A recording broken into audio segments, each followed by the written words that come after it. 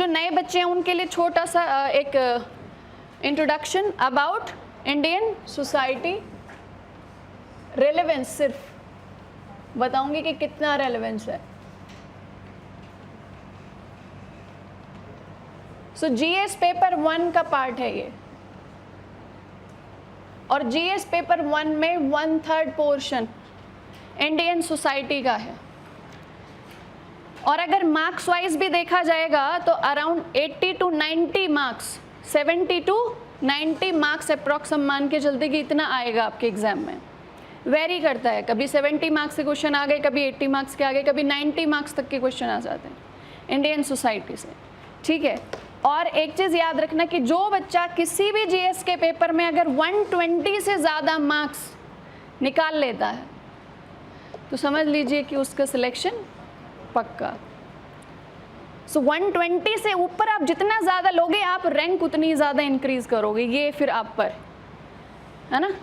So Indian society के लिए understanding अच्छी बना ली, दैट मीन्स 80 मार्क्स आपके पक्के हो गए, समझ गए ना। So smart study is important, ठीक है।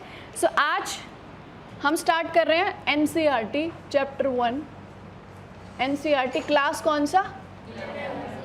Class 11 chapter 1,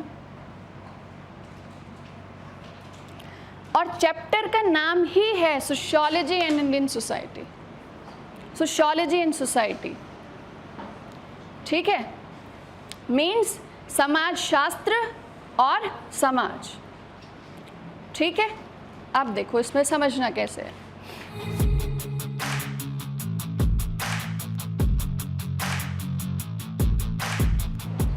So first of all, we will try to understand that term sociology। सबसे पहले हम सोशियोलॉजी और समाज शास्त्र इसका मतलब क्या होता है वो समझेंगे, ठीक है। चलो देखिए, ये जो वर्ड है the term is made of 2। अगर हम इसको स्प्लिट कर दें तो एक हो गया सोशियो एंड दूसरा हो गया लॉजी। लॉजी मीन्स स्टडी, है ना, लॉजी मीन्स स्टडी। अब किसकी स्टडी? ये सोशियोलॉजी है, दैट मीन्स हम किसकी स्टडी करने जा रहे हैं? हम समाज की स्टडी करने जा रहे हैं, ठीक है। सो सोशियोलॉजी मीन्स ये एक सब्जेक्ट है, एक विषय है जिसमें हमें किसका अध्ययन करना होता है? समाज का अध्ययन करना होता है। So sociology means here we are going to study the society, समाज का अध्ययन। अब आपने ये, चलो सुनने में तो बहुत इजी लग रहा है कि हम समाज का अध्ययन करने जा रहे हैं, ठीक है, और क्योंकि हम सभी समाज का हिस्सा हैं तो लग भी रहा है बहुत अच्छा होगा, बहुत इंटरेस्टिंग होगा। एक्चुअल में है भी अच्छा, इंटरेस्टिंग तो है ही, क्योंकि हम सब भी समाज का हिस्सा है, हम भी तो अच्छे हैं, है ना, तो समाज भी कैसा होगा? अच्छा, पक्का सब अच्छा ही है, मतलब कैसा होगा? 50-50 होगा। अच्छा चलो देखते हैं। तो देखिए यहाँ पे ये जो शब्द है ना समाज, ये अपने आप में एक बहुत ही विस्तृत विषय है समाज, ठीक है।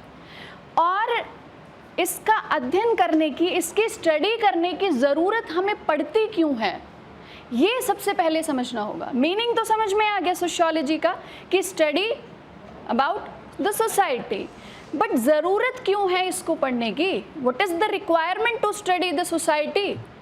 पहले रिक्वायरमेंट तो पता चले, है ना। तो व्हाट इज़ द रिक्वायरमेंट, क्यों रिक्वायर्ड है, ज़रूरत क्यों है इसे पढ़ने की? सोसाइटी की प्रॉब्लम सॉल्व होंगी। अच्छा यहाँ पे एक वर्ड आया सुनने में, प्रॉब्लम। क्या आया? प्रॉब्लम। अच्छा और बताइए क्यों पढ़ना? हाँ, understanding about, okay, and to understand each other, okay, and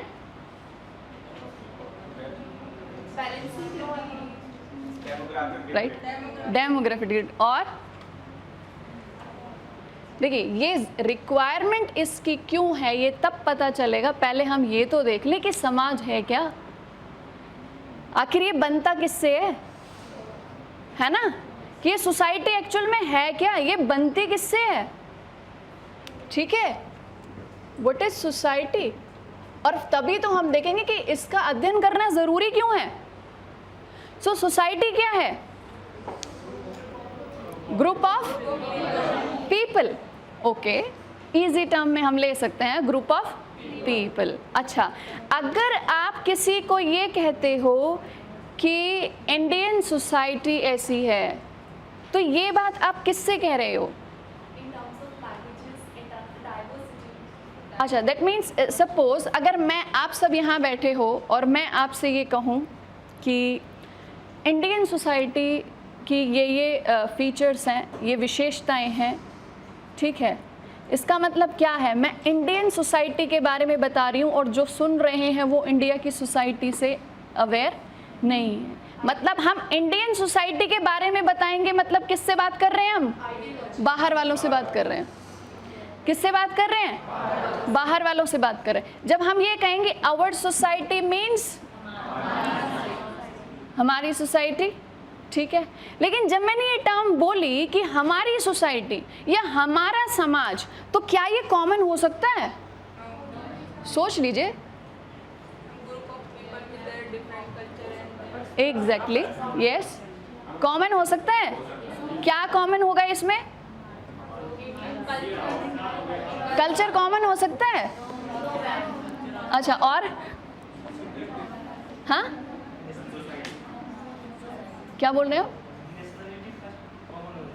nationality is common, ठीक है, लेकिन सोसाइटी क्या कॉमन हो सकती है? अगर हम ये कहें कि हमारा समाज, हमारी सोसाइटी, दैट मीन्स जब हम इंडियन ही आपस में बातें कर रहे हैं, ठीक है, हम सब यहाँ पे कौन है? We all are Indians, right, और हम सब यहाँ पे बातें कर रहे हैं और मैं कह रही हूँ कि हमारी सोसाइटी ऐसी है, तो आप क्या जज करोगे कि मैम का नाम है पूजा चौहान, मतलब मैम कहीं ना कहीं अपनी या तो कास्ट से रिलेटेड बता रही है या अपने रिलीजन से रिलेटेड बता रही हैं, या हो सकता है मैम अगर दिल्ली की है तो अपनी सोसाइटी के बारे में बता रही हैं कि दिल्ली का कल्चर ऐसा है। हो सकता है हरियाणा से हो तो हरियाणा का कल्चर बता रही हैं, राजस्थान से हो तो राजस्थान के बारे में बता रही हैं।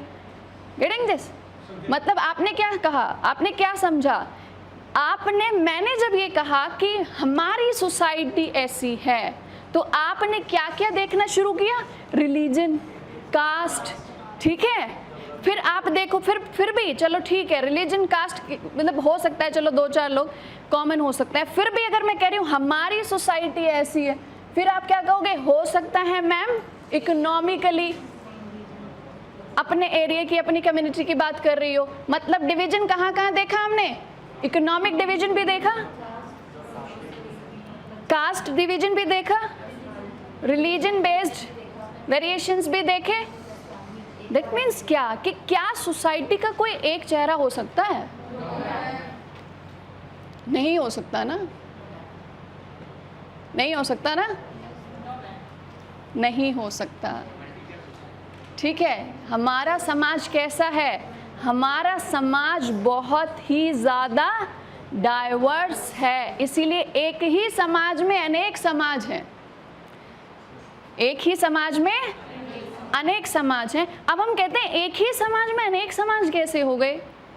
अगर हम इंडिया में सिर्फ वुमेन की बात करें तो वुमेन अपनी एक अलग कम्युनिटी बना सकते हैं, सो जेंडर बेस्ड एक अलग डिवीजन हो गया, उन्हीं वुमेन्स में से फिर रिलीजन बेस्ड डिवीजन हो गया, फिर रिलीजन में भी कास्ट बेस्ड डिवीजन हो गया, फिर इकोनॉमिक बेस्ड डिवीजन हो गया, फिर हो सकता है हम देखेंगे कि पावर बेस्ड पॉलिटिकली कौन कितना अवेयर है, एजुकेटेड वुमेन्स कितनी हैं। दैट मीन्स क्या? बहुत सारे ग्रुप्स, और एक ही इंसान एक ही टाइम पे कितनी सोसाइटी का हिस्सा हो सकता है? बहुत सारी सोसाइटीज का पार्ट हो सकता है ना? एक ही पर्सन एक ही टाइम पे बहुत सारी सोसाइटी का हिस्सा हो सकता है। इसका मतलब क्या हुआ? समाज किससे बनता है? लोगों से बनता है ना? अब बताओ क्यों पढ़ना जरूरी है ये समाज? क्योंकि ये लोगों के बारे में है ना। किसके बारे में है? लोगों के बारे में। ठीक है, means here we are the part of this society. हम इस सोसाइटी का एक हिस्सा हैं और हम सभी सोसाइटी मतलब हम सब लोग मिलकर क्या बनाते हैं? अपना एक समाज बनाते हैं। ठीक है, अब हमने ये भी देख लिया कि एक ही पर्सन एक ही टाइम पे अलग अलग समाज का हिस्सा हो सकता है ना। और जब अलग अलग समाज का वो हिस्सा हो जाएगा तो उसका पार्टिसिपेशन, उसकी रिस्पॉन्सिबिलिटी मतलब उसकी भागीदारी, उसकी भूमिका, उसकी जिम्मेदारियां सब कैसी हो जाएगी? अलग अलग हो जाएगी। उसका बिहेवियर चेंज होगा कि नहीं होगा? होगा ना। उसका नजरिया चेंज होगा कि नहीं होगा? उसकी बातों में फर्क आएगा कि नहीं आएगा? जहां जिस कम्युनिटी में बैठ जाएगा वो वहां वैसी बातें करेगा। तो समाज अपने आप में शब्द तो छोटा सा लगता है कि समाज की बात कर रहे हैं, हम अपनी बात कर रहे हैं, लेकिन हम खुद एक ही समाज के हिस्से नहीं हैं। हम इंडियन सोसाइटी में भी बहुत सारे समाजों का हिस्सा है। समझ आया इतना? पक्की बात है? चलो ठीक है।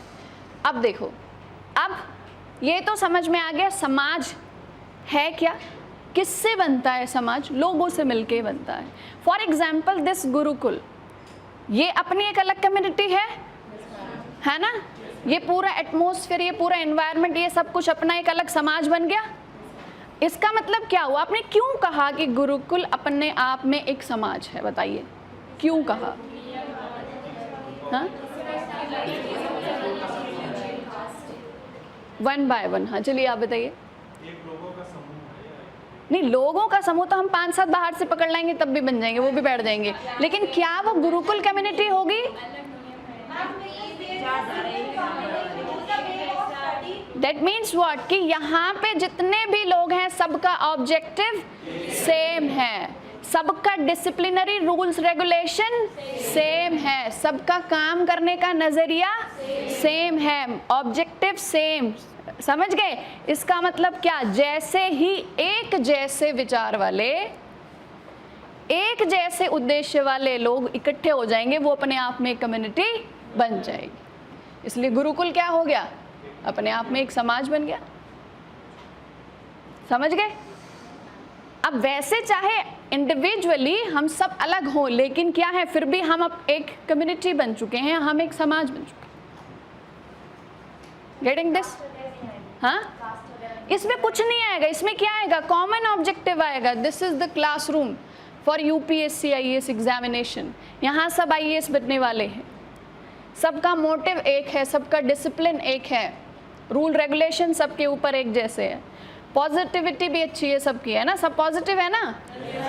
है ना? तो क्या हुआ? हो गए ना एक सोसाइटी। वी कैन सी, इसको इजीली हम ये कह सकते हैं कि एक जैसे कॉमन गोल्स वाले, कॉमन ऑब्जेक्टिव वाले, या कुछ कोई कॉमन फीचर होगा। अगर रिलीजन बेस्ड भी समाज बनता है तो वहाँ धर्म सबका कॉमन होगा जितने लोग उसका हिस्सा हैं। अगर जाति से संबंधित समाज है तो जाति सबकी फिर वहाँ पे एक होगी जितने लोग उस समाज का हिस्सा होंगे। मतलब कोई एक कॉमन फीचर होगा वहाँ पे। समझ गए? और इसीलिए भारत के समाज की खास बात यह है कि भारत के समाज में, खुद भारत के समाज में बहुत सारे समाज हैं। ये बहुत अच्छी बात है, ये यूनिक फीचर है इंडिया का। और जब हम सबका, और जब हम अलग अलग हैं, चाहे हम धर्म के आधार पर अलग हों, जाति के आधार पर अलग हों, ठीक है, अर्थव्यवस्था के आधार पर, आर्थिक जो हमारा जो भी बैकग्राउंड, इकोनॉमिक बैकग्राउंड, उसके बेसिस पे हम अलग हों, चाहे जितनी विविधता हो, लेकिन फिर एक कॉमन फैक्टर क्या आता है जब हम कहते हैं कि वे इंडियन सोसाइटी, देशभक्ति। Right right. फिर हम एक कॉमन फीचर क्या देखते हैं अपने अंदर? We all are Indians. फिर हम क्या कहते हैं? This is Indian society. हो गया? समझ आ गया? मतलब कॉमन विल होनी चाहिए, कॉमन गोल होना चाहिए, कॉमन ऑब्जेक्टिव होना चाहिए। समझ गए? अब देखो इसकी रिक्वायरमेंट क्या है। आप नोट करते जा रहे हो ना ये सारा? ठीक है. Now we will focus on the requirement of study about society, की समाज का अध्ययन करने की या समाज की स्टडी करने की ज़रूरत क्यों है, उसकी रिक्वायरमेंट क्यों है. तो आप बता सकते हो क्या रिक्वायरमेंट है, क्यों रिक्वायरमेंट है इसकी स्टडी करने की, बताइए. हाँ, डेवलपमेंट. डेवलपमेंट ऑफ व्हाट, किसका डेवलपमेंट, क्या डेवलपमेंट? हाँ, सोसाइटी में कौन है, कौन है, पीपल है. इसका मतलब रिक्वायरमेंट क्यों है समाज की?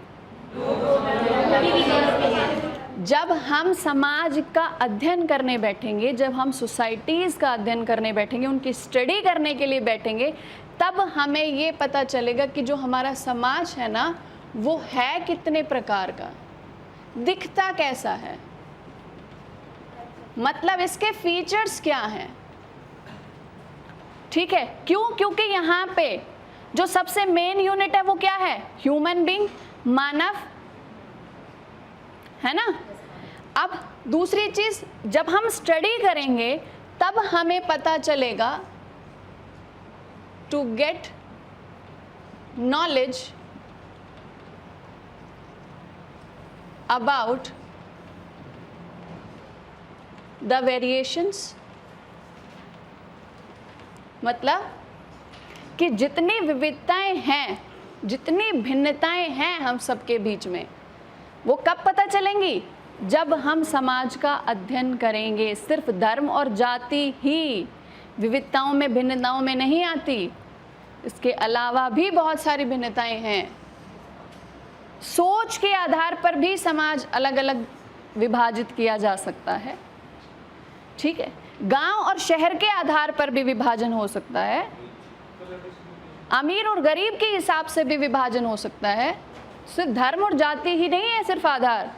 तो अगर हमें नॉलेज लेनी है, knowledge about the variations of Indian society, तो उसके लिए क्या करना पड़ेगा, हमें सोसाइटी का अध्ययन करना पड़ेगा. ठीक है. अब जब हमें वेरिएशंस पता चल जाएंगी, जब हमें समाज की भिन्नताएं और जो विविधताएं हैं वो जब हमें पता चल जाएंगी, तब हमें क्या पता चलेगा, तब हमें प्रॉब्लम्स पता चलेंगी. क्या पता चलेंगी, प्रॉब्लम्स पता चलेंगी. ये भी देखेंगे प्रॉब्लम्स कैसे पता चलती हैं. ठीक है. टू नो अबाउट प्रॉब्लम्स, मतलब समाज की जो समस्याएं हैं उनके बारे में जानने के लिए हमें समाज का अध्ययन करना ज़रूरी होता है. ठीक है. अब पहले भिन्नताएं पता चली, फिर अब उन विभिन्नताओं की वजह से कुछ परेशानियां हमारे सामने आई कि कुछ समस्याएं हैं, कुछ प्रॉब्लम्स हैं. अब फिर हम क्या करेंगे कि जब किसी भी समस्या का कोई कारण हो सकता है, ठीक है, तो समाधान कैसे होगा बताइए. जो कारण है उसी को सुधार दो तो समाधान हो गया. यस. तो जब हमें रीजन पता चल गया तो हम क्या करेंगे, फिर हम सोचेंगे कि अब इस पर सुधार कैसे करें. मतलब सोशियोलॉजी किस लिए इम्पॉर्टेंट है, समाजशास्त्र किस लिए इम्पॉर्टेंट है, टू स्टडी अबाउट सोसाइटी. और क्या क्या स्टडी करनी है हमें स्टडी करनी है कितनी विभिन्नताएं हैं, वेरिएशन कितनी है, क्या प्रॉब्लम्स हैं, मतलब समस्याएं कौन कौन सी हैं, और अब how to solve these problems, कि अब इन समस्याओं का समाधान कैसे करना है. ये भी हमें कैसे पता चलता है, जब हम समाज का अध्ययन करते हैं. समझ गए. टू सॉल्व द प्रॉब्लम्स और इश्यूज, समस्याओं का समाधान निकालने के लिए. ठीक है. या समस्याओं को सुलझाने के लिए समाज का अध्ययन करना ज़रूरी है. ठीक है. तो अभी तक जो हमने डिस्कस किया दैट वाज अबाउट सोशियोलॉजी, समाज शास्त्र. तो समाज शास्त्र क्या है, समाज का अध्ययन करना. और अब ये अध्ययन कैसे होता है बच्चों, क्या सिर्फ ऐसे देख के अपने मन से कुछ भी अनुमान लगा लिया, कोई अजम्पशन लगा लिया, क्या ये तरीका हो सकता है अध्ययन करने का? हाँ, बात करने से हो जाएगा. Okay, understanding about history and facts. और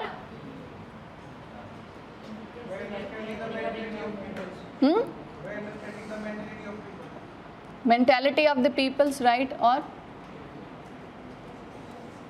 ये अध्ययन होता कैसे है? जब भी हम बात करते हैं सोशियोलॉजी की, sociology study of the society means यहाँ पे जो स्टडी होगी वो कैसे स्टडी होगी? वो साइंटिफिक स्टडी होगी, वैज्ञानिक तरीकों से, वैज्ञानिक प्रयोगों के आधार पर वो अध्ययन होता है। ऐसे ही नहीं, सिर्फ अजम्पशन नहीं होते, वो कैसे होते हैं? प्रूफ बेस्ड, बिल्कुल वैज्ञानिक तरीकों से। अब वैज्ञानिक तरीकों से कैसे अध्ययन होगा? विज्ञान क्या करता है बताइए? हाँ, प्रूफ करता है। कुछ फार्मूलाज होते हैं, और फार्मूलाज भी कैसे बनते हैं? कुछ डेटा कलेक्ट होता है, ठीक है, फिर उसके हिसाब से फार्मूलाज बनते हैं, फिर उसके हिसाब से हम किसी भी चीज़ को सिद्ध करते हैं, प्रूफ करते हैं। ऐसे ही सोसाइटी में अध्ययन करने के लिए क्या किया जाता है? सोशियोलॉजी के अकॉर्डिंग पहले डेटा कलेक्ट किया जाता है, डेटा निकाला जाता है। चलो अब आप समझो कि आप सोशियोलॉजिस्ट हो, आप हो समाजशास्त्री, ठीक है, थोड़ी देर के लिए, हालांकि बनना हमें क्या है? आईएएस है ना, लेकिन आईएएस बनने के लिए भी आपके अंदर वो समाज के बारे में थोड़ी जानकारी होनी चाहिए ना, क्योंकि बहुत इंपॉर्टेंट होने वाला है ये टॉपिक आपके लिए, ये पूरा सब्जेक्ट, ठीक है, क्योंकि आपको उसी समाज के कल्याण के लिए काम करना है ना। सो स्टडी वेरी इंपॉर्टेंट ना। चलो अब देखते हैं कि कैसे इसकी स्टडी होगी। What is the formula? ठीक है, क्या तरीका होगा इसकी स्टडी करने का? ठीक है, तो वैज्ञानिक आधारों पे, वैज्ञानिक प्रयोगों के आधार, मतलब वैज्ञानिक तरीके से इसकी स्टडी होती है। तो वैज्ञानिक तरीकों से स्टडी करने के लिए हम क्या करते हैं? पूरा समाज है, पूरी इंडियन सोसाइटी, अब आप अपना इमेजिनेशन लेकर आओगे, ठीक है। मैं इंडिया का मैप बनाऊंगी, इंडिया की थोड़ी सी विविधता बताऊंगी, ठीक है। उसके बाद आप अपना इमेजिनेशन उसमें लगाओगे, ठीक है, और फिर आप मुझे बताओगे कि मैम हम भारत के समाज को इतने तरीके के समाजों में बांट के देख सकते हैं। हमें अगर समाज में परेशानियां या मुद्दे या समस्याएं खोजनी हैं, ठीक है, तो हमें किस किस आधार पर इसका अध्ययन करना होगा, ठीक है।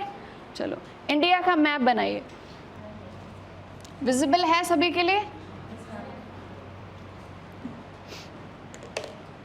चलो अब थोड़ा सा मैं आपके सामने इसका जो बेसिक जो डाइवर्सिटीज़ हैं इंडिया की वो डिस्कस करती हूँ, ठीक है।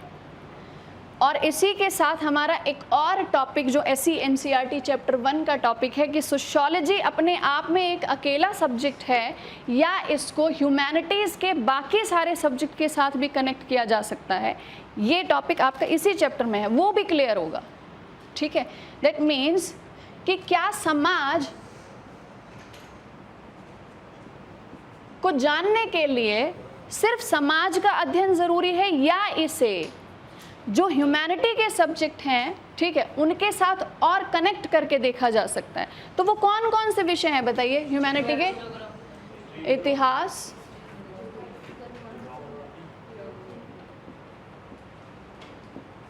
भूगोल,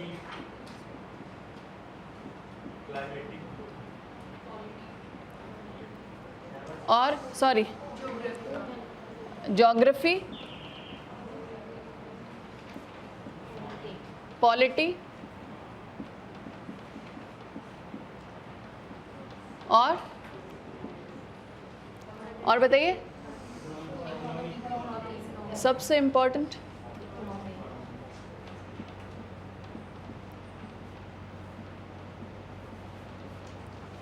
अब देखो हम इनको कैसे कैसे कनेक्ट करें।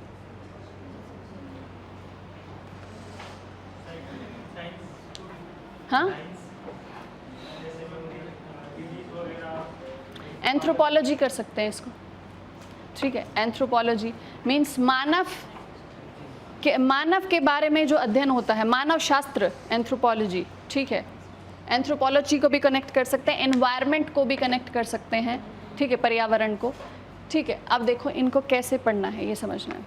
चलो, तो समाज अपने आप में जैसा भी हमें दिखाई देता है ना, वो बहुत सारे फैक्टर्स, बहुत सारे कारकों का परिणाम होता है, मतलब जो भी समाज आज हमारे सामने है, ज़रूरी नहीं कि ये शुरुआत से वैसा ही रहा हो।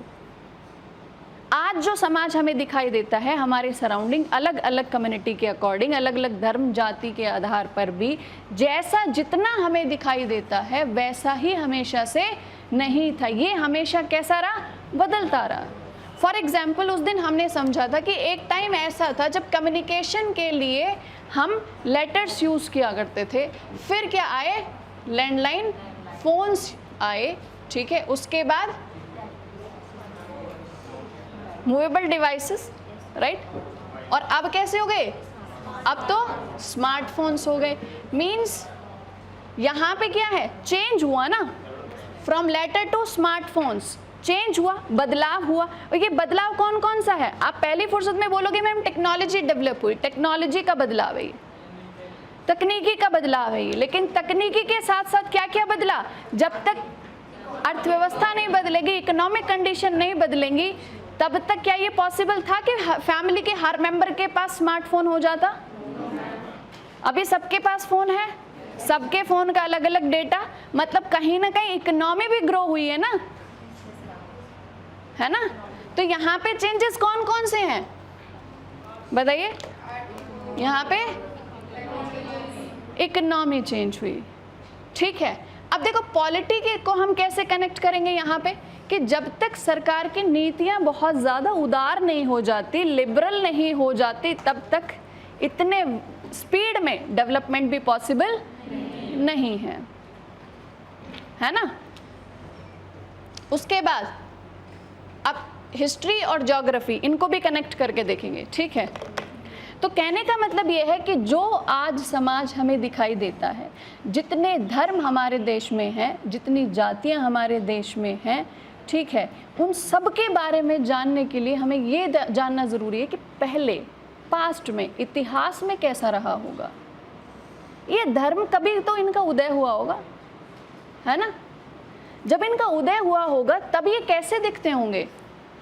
क्या आज जैसे हैं वैसे ही थे या ये बदल गए? ये जातियां बनी कब?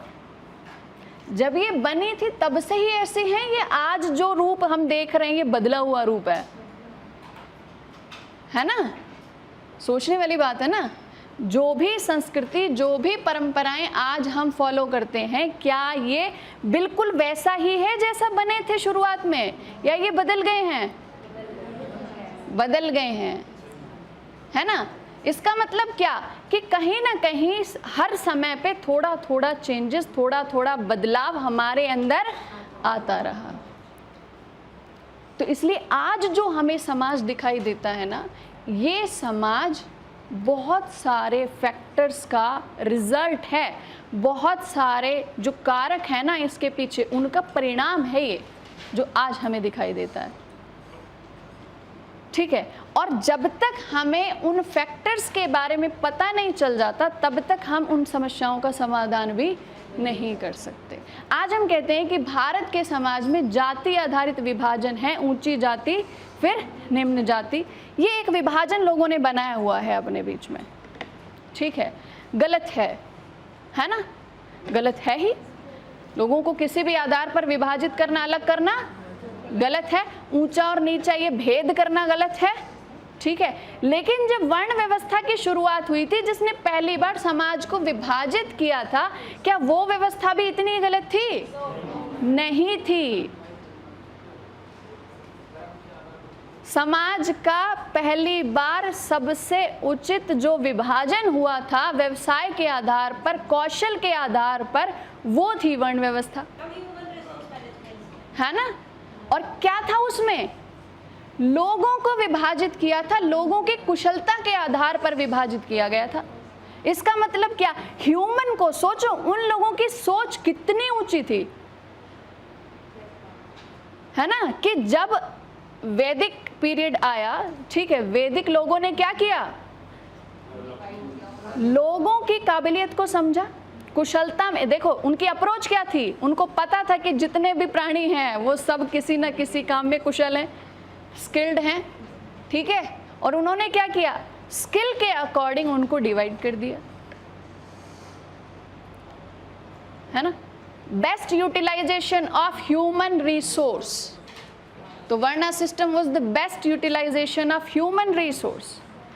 लेकिन समय के बाद क्या हुआ, जैसे जैसे परिस्थितियां चेंज हुई, परिस्थितियां कौन सी चेंज हुई, जैसे जैसे इतिहास में बदलाव, मतलब राजनीति में बदलाव आया, जैसे जैसे अर्थव्यवस्था में बदलाव आया, वैसे वैसे क्या हुआ, सारी जातियों में भी क्या आने लगा, थोड़ा सा कट्टरपन आने लगा। वो जो वर्ण थे वो जातियों में विभाजित हो गए, फिर जातियां उपजातियों में विभाजित हो गई, है ना। फिर नए नए धर्म भी आए भारत में, फिर वो विभाजन और ज्यादा मजबूत हो गया, है ना। तो ऐसे क्या हुआ, अलग अलग कारोबार में लोग लगे और ज्यादा विभाजन हो गया, अलग अलग कारोबार के हिसाब से सबकी आर्थिक परिस्थितियां अलग हो गई। अब एक आर्थिक मतलब परिस्थिति वाला इंसान सोचता है मैं अपने जैसे लोगों के साथ मित्रता रखूं, अपने जैसे लोगों के साथ ग्रुप बना के रहूं, फिर विभाजन हो गया, समझ रहे हो ना। चलो, तो सोसाइटी अपने आप में एक अकेला सब्जेक्ट नहीं है। सोसाइटी को जब भी हम पढ़ेंगे, हम हिस्टोरिकल, जियोग्राफिकल, पॉलिटिकल और इकोनॉमिकल सभी एस्पेक्ट के साथ पढ़ेंगे। और बच्चों, अगर ये आज वाला लेक्चर आपको समझ आ गया ना, तो आप पूरी इंडियन सोसाइटी तो छोड़ो, जितने भी सब्जेक्ट है ना, उन सब के लिए बेसिक अंडरस्टैंडिंग डेवलप हो जाएगी आज, क्योंकि सबका क्रक्स यहीं पर है। ठीक है, अभी इंडिया के मैप से हम समझेंगे, और ये 5 to 10 मिनट्स आपको सभी सब्जेक्ट की जो बेसिक इंफॉर्मेशन है ना, जिसे कहते हैं ना नींव होती है ना किसी भी सब्जेक्ट की, वो समझा देगा। कैसे, देखो, अब हम शुरुआत करते हैं यहाँ पे। ये भारत है, और भारत में जो विविधताएं हैं ना, उनका हम डिस्कशन करते हैं। समाज की विविधता फिर आप बताओगे, मैं समाज के अलावा बाकी सब बताऊंगी, ठीक है। तो शुरुआत करते हैं यहाँ से कि भारत जो है ना, भारत का जो क्षेत्र है, जो भूमि है, जो भारत का धरातल है, कैसा दिखाई देता है। अगर हम सैटेलाइट से इंडिया को देखें तो हमारा भारत कैसे दिखाई देता है, बताइए, धरातल कैसा दिखाई देता है।